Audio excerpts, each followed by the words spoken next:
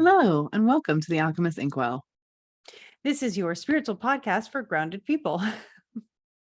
I'm Emily. And I'm KristaLyn. And I almost forgot to say that, but it's I okay was because gonna I'm here say, did you now. forget your line? It's the one line we have scripted for the whole. Listen, I'm unscripted right now. My bad. How are all of you? How are you doing? The energy is moving really fast, and I've posted multiple reminders about this, and I'm just going to say it again. Please move your body more slowly because the energy is moving very fast. Mm-hmm. Lots of people are tripping, lots of people are falling, lots of people are getting in accidents, lots of people are hurting themselves because the energy is moving really fast. So don't fall victim to that, please. Yeah. I mean, between accidents and disruptions is another thing to be thinking about. Yesterday, I spent the entire day in airports trying to get home because of the weather that prevented a lot of things going through. A lot of things going through Dallas Airport. Mhm. And I was scheduling for myself and others to get back on a plane as we were trying to get off of the current plane and driving in a van on a live, like a live tarmac where other planes were going. And it was very like my own little personal mini Top Gun moment where we were driving away from other planes. But we all did it. And, we each took turns pausing to like decompress and cry if we needed to. And it was great. Big emotions can go along with disruptions. Big emotions can go along with breaks. Big emotions can go along with a lot of things that Mars tends to bring. And Mars was quite involved in some of what was going on this week, mostly because the moon was with Mars. And yeah, it was this whole fiasco of like a conjunction with Mars, barely like really paying attention to a trine with the sun because the sun is in detriment. So the sun was like, I see you, I can't do a whole lot about it, I'm feeling sick today. And then heading right into a trine with Saturn, which actually is an astrological thing called malefic enclosure. So it was basically the moon being bullied on either side by the malefics and the sun being like, no, don't stop, but like not being able to really help. Don't touch him there. Okay. Yeah. Super fun. Yeah. Yeah. So slow down. Take your time. Let Yeah. yourself decompress. We're actually going to be talking today a lot about how to have positive communication with your body. This is something that our patrons voted on. So if you would like to vote on our episode topics for the future, we are posting a new poll probably this week. So you can vote on what we're going to talk about. You can also ask us questions, which we have a question to answer at the end of this. You'll also get bonus videos each month. If you're on a certain tier, you get the episode early on all the tiers. It's super fun. So yeah, join us on Patreon. We have a good time. We have fun. We have fun there. Things are cool. Yeah. So this is a topic that I care deeply about, and I'm really glad people wanted to know about it and that other people care deeply about it as well. Communicating with your body, it really does need to be communication. I had so many conversations over the last week. I was in Palm Springs at a retreat learning more about astrology. Nobody's surprised by that, I'm sure. But we ended up finding like, where's the healthiest restaurant we can go? And as a Taurus sun, I had a lot of opinions about food when the topic came up in conversation, because I am also someone, and I want to be transparent about this for the purpose of this conversation. I track my weight in a way where there's data for every day, but I don't look at it every day.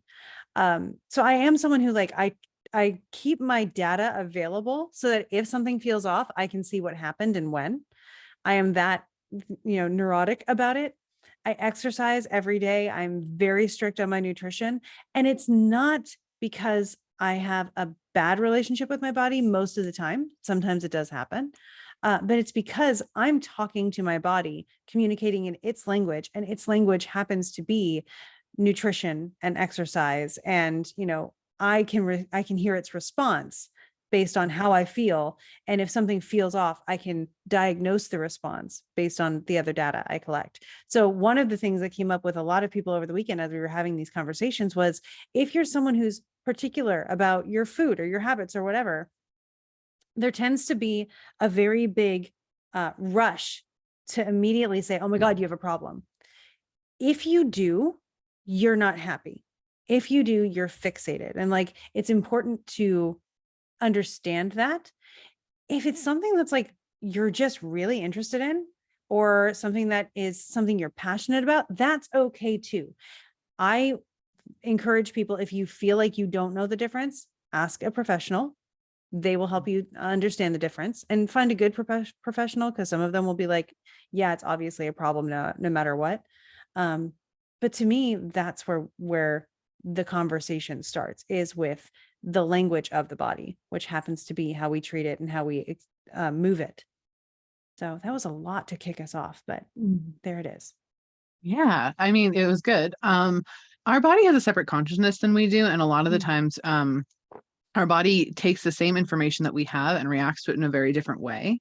And so that is also something important to note when you're talking to your body or figuring out how to have a personal relationship with your being. A couple things I always recommend, like right off the first, like start here, give your either your energy or your soul a different name than your body, because then you have someone you're talking to.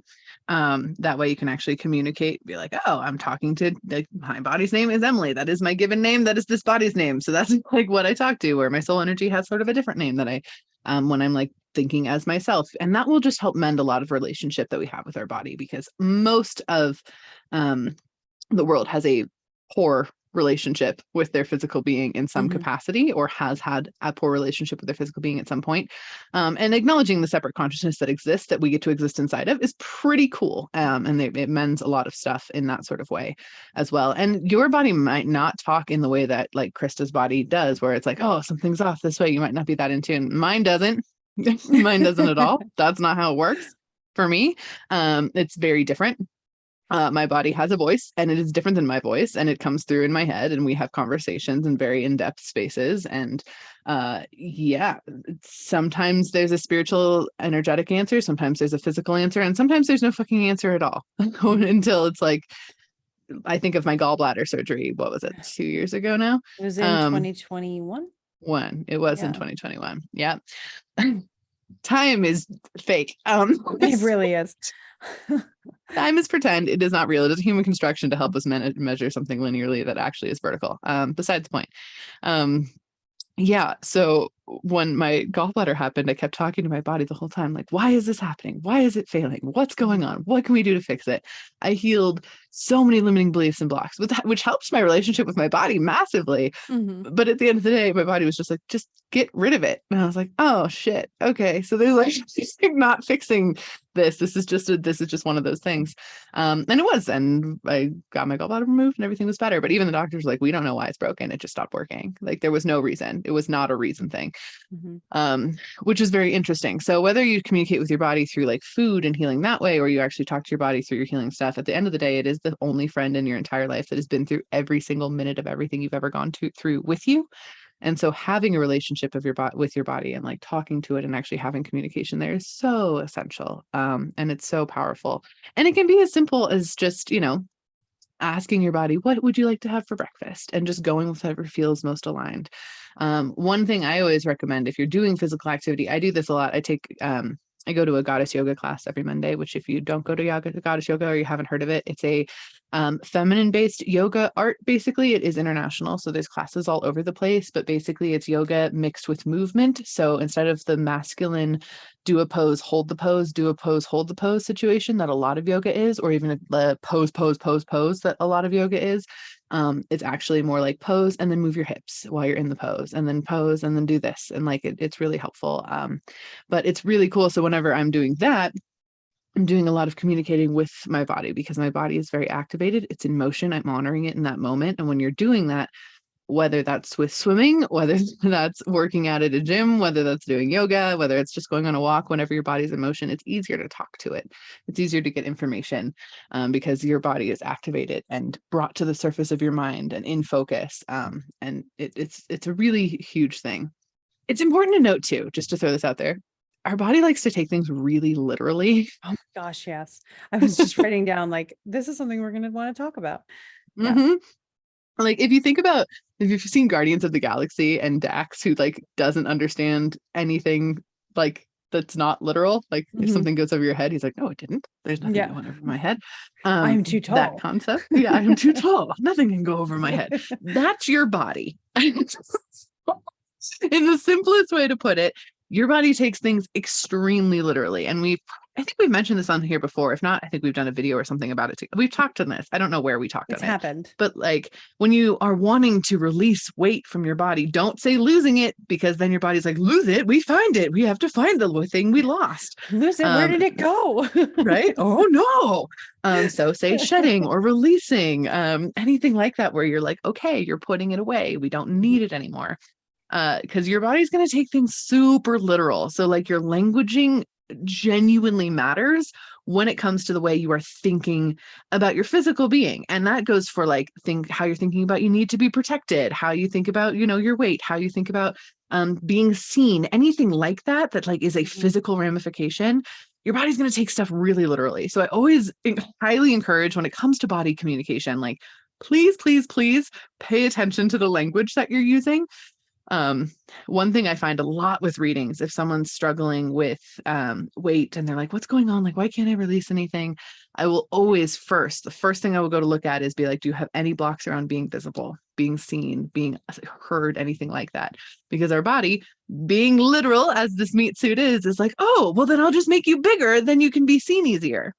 Which is really sweet, but like not what we want. Or if you have problems processing feelings, or you're holding on to other people's feelings, like a lot of the time there's often one person in a family unit who is the emotional responsible person for the whole family, and they just always come to that person and whatever. And I've read this in a book, the Theta Healing Releasing Weight book, but it made a good point, and I've noticed this, where that one person is usually the one, even in like a family of very lithe or thin people, that will have a little bit more. And it's because they're carrying the weight of the emotions of their family. Or also your body will create a buffer between you and energy. Yeah. And so sometimes when you're gaining weight and you're like, dang it, this happened to me. I was gaining weight, not changing any habits, feeling bad, feeling awful, trying to figure out what I was doing wrong, trying to talk to my body. And it was just like, I don't know, I thought I was doing the right thing.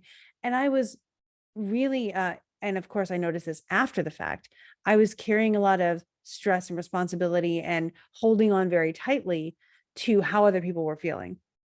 And so in a response to that, to give me some actual distance and a filter of that, my body was like, here, have some of this. Like, this will make us pillowier. This will make us softer. This gives us a place to put all those things, so we don't have to feel or process or whatever. And especially since they weren't mine anyway.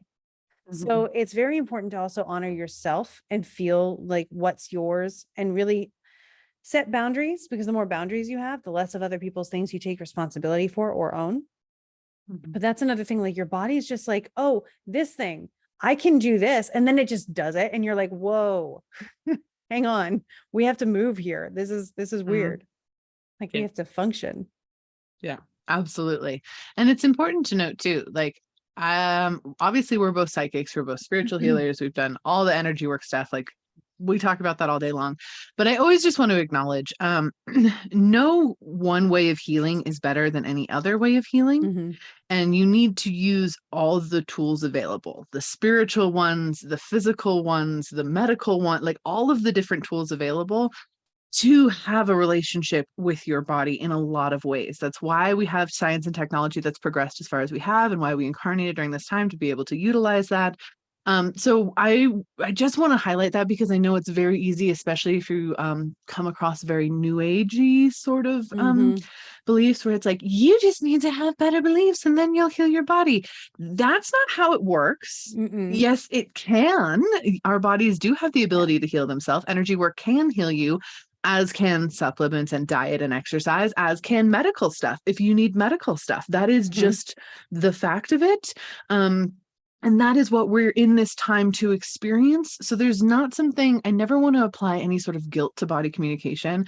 If you're, I mean, whether that's mental health stuff or physical health stuff, if you're like, I need support with this in like a classic medical sense, like whether that is with medication or whether that's just, with surgery or consultation, whatever it is, that is high vibe too. If you're doing it in a way that's honoring yourself and that's what your body's saying that you're needing, then that is high vibe too, genuinely. And I just want to put that out there, because I know, especially with the new age stuff, there is so much anti anything but energy healing, and that is so categorically incorrect. And even if you've had amazing experiences with it, that isn't the only way to heal. Well, and let's also take a pause. High vibe isn't, oh, it's super fun and it's always exciting. High vibe is that which helps you realign. It's the 100%. thing that helps you be aligned, which often feels like joy. Mm-hmm. So yes, but it's not bypassing. It's not choosing joy when there's something else to go through. That's like with books. Sometimes the most high vibe book is one that makes you cry because it helps you to unlock and access those feelings that you haven't been able to really give yourself permission to get to otherwise. So, again, allowing your body the place to decompress or the space or the way. If reading gives you the ability to feel things or to, have the rest you need or whatever. Rest is also super important for your body. It cannot just keep going. I know you're a soul, but you are ensouled in a body. And that is also unique. One of the things that I know I've experienced, I know a lot of other people also experience, is we don't understand why body, why have body, but having body is how we communicate with other body having beings. And so if you didn't, it's like taking a microphone away from someone in the middle of a stage. Maybe some people can hear them, but the people in the back certainly don't. So this body that you have, not only does it keep you alive so you can achieve what you're really expressing in this lifetime that you incarnated for, but it's how you can connect with other people here. It's your link to everything. So there's a lot going on with it. And it's this most innocent little cinnamon roll kind of character because it doesn't understand how to have a complex conversation. That's why muscle testing is so helpful for menus and things. I'll sit down on a menu and I'll be like, this looks good and this looks good. Which one? And I'll say I'll ask my body, which one do you want? This one, muscle test, yes, muscle test, no. Or I'll say if I get a yes and a yes, this one is the highest and best for my body right now. Like as far as nutrition and whatever, this is the one that my body will thrive with most, not needs most, right? But thrive with. This is the one that's going to support my health the most for what I need right now. Yeah. And that being said, you don't have to muscle test every time you're at a menu. If you see chocolate cake and you want chocolate cake, your body probably wants a chocolate cake too. It's okay. You can do that. But if you are feeling this is not like we're not sitting here like you have to only eat clean things. Yeah. Like that's not it at all. Like sometimes your body needs just a fucking cinnamon roll right then. And that is when you're going to have it. Yep. That is okay and completely valid. Yeah. And your energy expenditure is going to be different from day to day. Like over the weekend, let us not also disregard the energy that the brain takes up. Studying all weekend, I found myself reaching for more chocolate than usual. And I will tell you, there was no repercussions. Everything was great. But I had that, like, I'm back. I'm focused again. I can do what I need to do because your brain is part of your body. And we sometimes just separate those too. But like your brain is where your mind comes from. It is where your thoughts come from. Those will get fuzzy if it's not supported by what your body has. You need to give your body tools to build with and work with. The other part where muscle testing comes in is it's super helpful. And if you haven't heard our episode, we did an episode where we explained how to muscle test. So it's I think a couple months ago, but go ahead and go back and listen to that. And that way you can get some clarity on how to do that. If you haven't listened to it yet, that will help a lot. That will help a lot. Yeah. But with that too, your brain is also where we get really hypercritical of ourselves, where we store a lot of stuff, where we get really introspective and all these different things. And sometimes not a very positive way, sometimes a really positive way, of course, but like sometimes not a very positive way, which is the other benefit of muscle testing too, because you can also be like, oh, is this, universe truth, this belief I keep telling myself, is this a universe truth for myself? Oh, it's not. Okay. Well, then I need to find a different one. I need to, put my thoughts in a different location. I need to help with that. And that will also help really reestablish a very clear connection with your physical being as well. I always say too, if you're working on healing, mental health stuff, emotional stuff, anything like that, try to find something physically that represents that healing for you, doing some sort of physical action, whether it's like when you pull and release a belief, you do some motion with your hands, whether when you have a big aha and you've released, you're crying, and that is a physical action that you do, or you go for a walk after you've had something like that where you have this physical action, or even again in like goddess yoga stuff, we will like dance with our shadows, like she'll project our shadows on the wall and then we actually have to like dance with them, which is really helpful in healing. But like anything like that, It's a both. It's a both. You have to have something with the physical body that responds to the energetic work, or that you validate their energetic work with, because you're doing this as a team. You and your body are a team. This is how it works.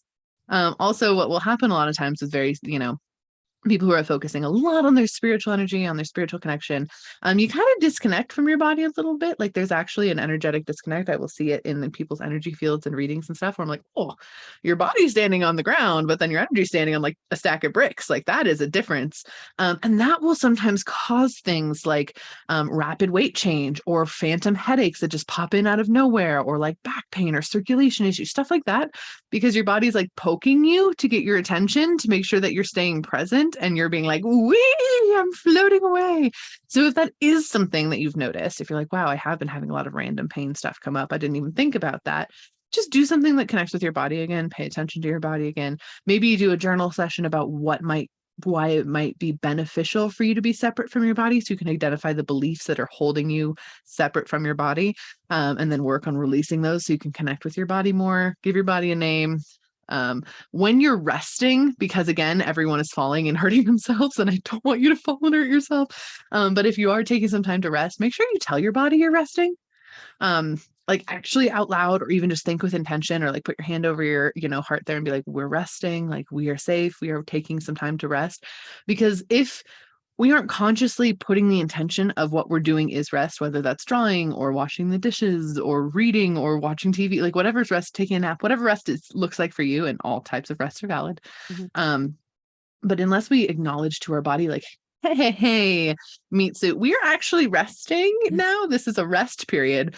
Your body sometimes won't associate it with rest because your mind is still going, or you're okay, we're just taking this quick little break before blah, blah, blah, blah, and it won't feel like rest. And that's when you run into things like getting sick, getting injured, Mm-hmm. whatever, because our body reaches a point before our mind does where it's like, hey, you need to sit down. And if we don't acknowledge that and be like, okay, consciously, we're taking some time to rest, oftentimes our body will force us to rest. And that is much less fun. So just a recommendation on that one too. Yeah, totally important to remember, because again, the poor body. It I tries so know. hard. It's like, wait, this is too much. Let me show you pain. That'll let you know something's wrong. And we're just like, pain? This is stupid, you stupid body. I don't want this. It's not pain. Oh no, I should do something about this. Oh no, what's wrong? But like, if you heard, most of us, if you heard a child crying, you'd go and ask what's wrong. Mm-hmm. And with the body, it cries out and we're just like, suck it up. Because I it's have us and stuff we to don't do. differentiate. Yeah. You are Even though holding the me body's back. like, I am you, and we don't have stuff to do. Mm-hmm. No, you need to sit. This is matters more. Yeah. Yeah. A Yeah. couple months ago, I started catching myself like not resting, even when I was trying to be resting. And so I like to every once in a while make sure that when I'm sitting and like resting my head so that all of me has the weight kind of taken off of it. And that's been a very conscious thing that I've been able to do. It's super easy, Mm-hmm. but just, progressive muscle relaxation every night, Mm-hmm. just to say, hey body, we're sleeping now, but this is rest time, because some of us Mm-hmm. are restless sleepers. That's another thing that I really like to do, where I meditate and do that progressive muscle relaxation, to just be like, this is our time, we wind down, shutting down now. Yeah. It's also important to pay attention to your body's sensory needs. And I know this conversation has come into play a lot more with like the neurodivergent conversation, which has come up in the past couple of Mhm. years, which is fantastic. But that doesn't, if you're not neurodivergent, if you are neurodivergent, it doesn't really matter. It just matters that you're paying attention to things that your body actually likes and Mhm. things that your body gets overwhelmed with. So whether it's like, we have a certain fan and I can't be in the room if the fan is on because I get overwhelmed and it gives me so much anxiety just because of that fan, Mhm. which is not fun in the summer because it's hot as shit. But it's just, so like that is something that I have consciously understood. If you don't like tight clothing, that's fine. Don't wear it, or only wear it when you need to, and make sure you know when you're coming home. Like that's also like the way our body communicates, is with our sensory needs. I Mhm. have these socks that I just got that are like the best socks in the history of time. I love them with all of my being. I've been wearing them. I bought a bunch of packs of them. It's not the same pair of socks, but I've been wearing them like for like a week and a half. All these socks, because they're like have a brushed inside that's all like fuzzy and fluffy, but the outside's not. So my toes are warm and they're comfy and Mhm. it feels like a cloud.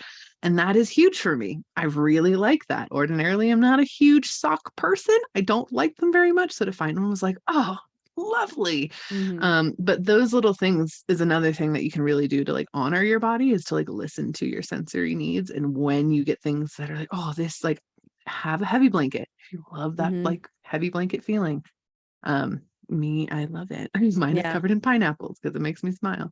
That's totally fine. But like, find those things that make your body feel comfortable to utilize during your resting. Mhm. Yeah, I know. Like even just yesterday, returning from the airport, my wonderful husband knew that I was going to be overwhelmed because airports, okay, like first of all, that's just baseline overwhelming. And then I ended up having to come into a completely different airport than I was supposed to. He had to drive an hour and a half to come get me. And so I called him ahead of time. I was like, we know that I'm going to be a wreck when I'm done with this, because I've been having to hold space for a lot of other people, having to like do a lot of tasking here. And I'm stressed out because my routine is totally thrown off.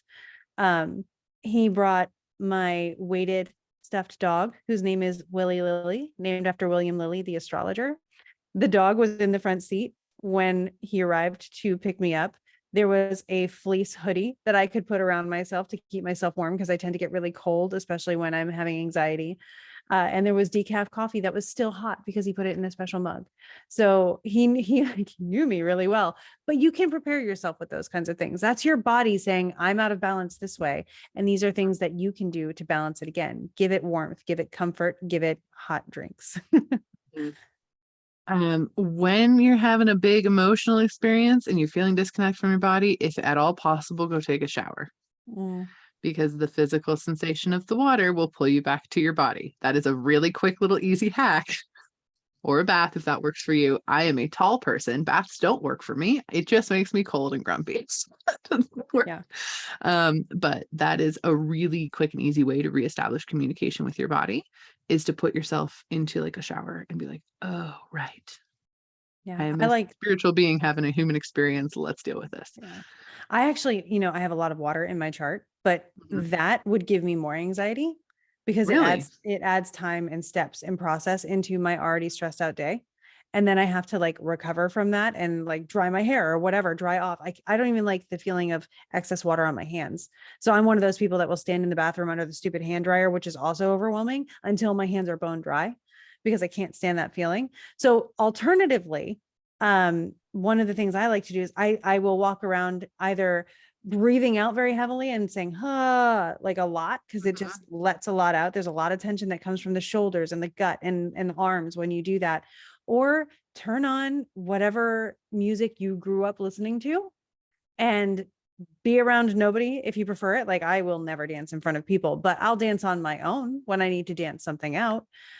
Singing is great for me. So I use a lot of sound and motion. It gets me, I'll even jump up and down or like squeeze something, because the pressure of squeezing goes through your whole arm and your shoulders. So if anybody needs that as well, tightening up and then releasing Mhm. is a very helpful thing. Absolutely. But yeah, the biggest thing with establishing positive communication with your body is just to start talking and listening. Mm-hmm. Yep. Genuinely. Yeah. Just, that's where you would, if you're trying to figure out where to start there. Just Yep. start asking questions and feeling out how your body responds. Bodies are Base people level, it'll too. help. Bodies are people too. Actually, bodies are people and you're not. So deal with Bodies are people most. awesome. Yeah. So base level stuff there's a ton more we could of course talk about, but we do have some questions from the Patreon, so we wanted to touch on those really quick. Before we do that, is there anything important in the astrology this week that we should take note of? Yes. So let me just open up my little handy dandy document. So this week between, let's say, February 10th and the 17th, so that's going to be like Friday to next Thursday, we kick off February 10th with a conjunction between Mercury and Pluto in Capricorn. And so Mercury, I just love the mythology here, because thinking about Mercury and Pluto, right? Hades and Hermes, there's a lot of potential for intense revelations of ideas, for sure. For intense things to happen. Again, I would just be aware of any pressures going on, or any potentials of like accidents or something extreme going on. Mm. But also Mercury, the psychopomp, right? Intense inspirations of usually hidden things. So this is a great time to be communicating with your body, to be the Hermes between the realm of your spirit and your mind and the physical of your body. So that's really pertinent as well. And then on the 15th, on the 15th, we have Venus conjunct Neptune in Pisces. Venus is exalted in Pisces. So this is going to be very spa-like, very immersive in your imagination, a lot of indulgence in fantasy. Be very careful that you don't like overindulge and you know, like float yourself off a cliff when you don't actually have wings, you just pretended you did. But also it's a great time to just imagine wildly and let yourself have that kind of mental vacation, or even a physical vacation. Go to the spa, have a massage. It's a fantastic thing. And then on the 16th, the Sun and Saturn will have their conjunction in Aquarius, which is a nifty little thing because Saturn is domicile there, Sun is in detriment there, but it's beginning a new solar cycle for Saturn.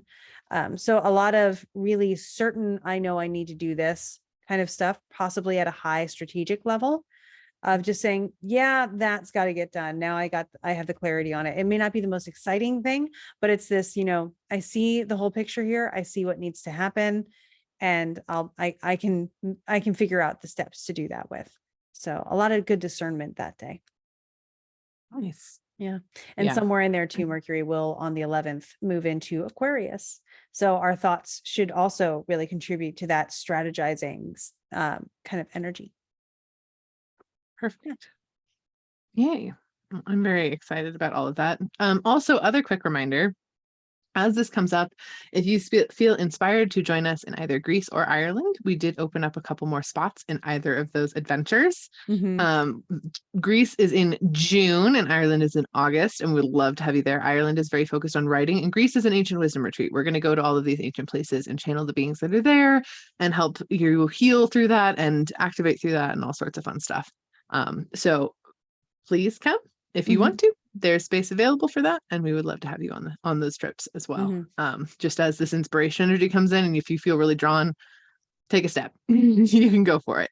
For sure. Yeah, it's going to be they're really neat experiences, which is why we were able to open up more stuff. We wanted to open. We were bugging people about it, so we're glad to do it. But yeah, so that's where we're at. Yeah. Cool. So the question that we got from one of our patrons this week is actually kind of interesting. So it's a two-parter. The first part is, what is the relationship between solar flares and astrology? And the second part is, how can those bursts of energy affect us on Earth outside of the science-y definition, more on the spiritual side of things? Yeah. So how are solar flares associated with astrology? Two answers. In ancient texts, I have not encountered any affiliation with this, possibly because they weren't really tracking that as much. We're tracking the movement of the stars, not necessarily the temperament. And the sun is innately understood to be a ball of fire and a source of energy and that kind of stuff. So for them, that might not have been too much of a factor. More on this later, though, is like, does astrology associate with solar flares?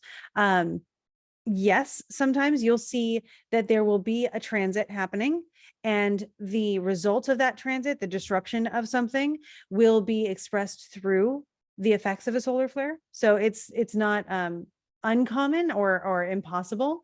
I've done some light research. Most of this is modern astrology, so they incorporate a lot of asteroids or other kind of aspects that were not, again, included in a traditional text. But post 1970s, this has been something that astrologers have looked into, and it's still developing. But there's not a whole lot of like, this astrology predicts specifically a solar flare. I mean, even Saturn and Pluto's conjunction predicted pandemic. But the way it showed up, we wouldn't have known specifically detail. So a solar flare may be an event that embodies the results of a transit, for sure. We can look at that. Like, I was looking at why my flight was delayed yesterday, and the transit showed up for that, so you can see it when it happens. What does it do for us outside of the science-y definition? A solar flare is the sun flaring up. It's sending extra energy at Earth. The sun represents in astrology your vitality, your sort of your spirit. Actually, in traditional astrology, it is the spirit essence or the soul essence. So at that time, as as machines and things are overwhelmed with energy, we might get charged up with energy as well. Maybe thinking about the charge you might get before a thunderstorm on a level like that. Of course, incorporate the sciencey things, because you do have to protect your body. You do have to make sure that, you're not staring at an eclipse kind of stuff. An eclipse is meaningful, but we also don't want to stare at it because science says you'll go blind. And that has some evidence to it. So there is obviously a both and situation with that. But best I can research, it would be, you might have a little bit extra energy to work with, to really call in the sun, to really get to know yourself, to do some soul searching or soul, recognizing. The sun does recognition pretty well. It lights things up. So that is something that you might consider. I do not have astrological source texts to support that, but that's what I've come up with some light research. Yeah, when I think of it and what I've looked at with solar flare stuff, and this also is kind of some Schumann resonance stuff too, which kind of goes hand in hand in a lot of ways. Which that is a whole complicated other topic. So I'm not diving into fully that, but just know that these energies kind of look very similar to me when I look at them. First of all, I consider solar flares a personality trait of the sun. And so I feel like they belong entirely to the sun and the sun's movement. And if the sun feels like going, it will go. I think that's how it feels in a lot of ways. So if you think of it as like a personality trait of the sun, and that's the sun is feeling more fiery that day, then you can lean into an astrology sense, like your sun sign. What do you get from the sun? Where you're, so your sun placement, whatever. That can be really helpful. But on a very psychic level too, a lot of solar flare activity does tend to show a lot more, for lack of a better term, like thinning of the veil energy as well. It burns away more stuff. So it allows us to see more stuff because the barrier standing in the way are getting lit on fire by the sun. So that's another thing. I do see that there's a lot of self-transformation energy in that space as well, but it can be noted that when there's a lot of solar flare activity, which is not necessarily something I've tracked. I used to track it. I don't track it so much anymore. But I would notice that when there was a ton of solar flare activity, you'd be like, oh, well, I do feel particularly more connected today. I did get an aha today. That was a lot of clarity. I did feel like I saw this ghost today or whatever it was that came up. And that is kind of a common collective sort of situation. It's also important to note, though, solar flares don't affect the whole planet all at the same time. It's affecting the area that's closest to the sun at the moment of the connection, not at the moment of the flare, but at the moment that the particles from the flare affect us. So keep that in mind as well. So it's not like the whole planet. It's no, half the planet isn't even facing the sun. And it's not going to get any of that. So it's a very gradual feeling sort of situation. Yeah. And that's another reason why it really doesn't show up in ancient sources, because astrology is in many cases a collective experience. The transits are happening for the whole earth, and it is an earth-centric experience. It's not a geocentric solar system. They knew the sun was the center of the solar system. I want to make sure we set that aside. Like they knew that the movement of the sun affected the earth. When we understood a more heliocentric solar system, that did not change the fact that the earth experiences the movement in such a way. So that is another question we can answer right now.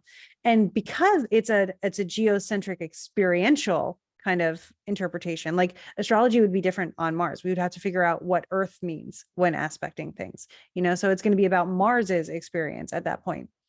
And honestly, I volunteer if somebody has to go research what that is. But you're thinking about what effects are happening on Earth and what transits reflect the nature and archetypes of that effect. And that's where a solar flare may be a part of that. But, great point, Emily. It's not for everybody. Eclipse happens no matter what, whether you can see it or not, it's happening. So that's a little bit different because it is a universal occurrence, even though you might not be able to see it from where you're at. Solar flares, they're very, very brief and fleeting kind of things. Yeah. Great question, though. Genuinely great question. And if you want to track it more, by all means, track it for yourself and see how it affects you. It's a very personal experience, though. So just keep I love being able to think about stuff like this that astrologers don't usually tackle. So these questions have been really fun to be like, how would astrologers see this? And it's fun. It's so good. Yeah. If you want to ask us more questions, of course you can always do so in the comments, but if you want to make sure they get answered, you can do so on our Patreon. We would love to have you in there. And if you're not watching us on YouTube, we are on YouTube to do these episodes. They're pretty fun. Krista also posts a monthly astrology outlook on YouTube, so you can check that out there as well. Added horoscopes for every rising sign this time too. Oh, And it's fun. still under an hour. I try to do that. I don't want to make it like too obnoxious. And you can actually click next to your rising sign in the description and go straight to your Mm, horoscope. get it. Good Yeah. job. Oh yeah, we're getting tech savvy over here. Awesome. We appreciate you. Thank you so much for tuning in and listening. We're in the middle of the fast moving energy now. Connecting with your body is important. Lots of stuff is moving and shifting and changing really quickly. All the planets are You can direct. see it in the headlines. Just Mhm. look at that if you want to know how fast things are going, because it's a Yeah. lot. And that's okay. So embrace it. Know that you're safe. And we hope that you Go make go some make some magic. magic. You know, the pause is probably so weird if no one's watching us on YouTube, but I promise we're just timing it and like counting We're on our just doing fingers. 1, 2, 3, trying to We're get like, okay, it in one, we're sync. gonna get it. Yeah, All right. that. Yeah. Bye, everyone. Bye.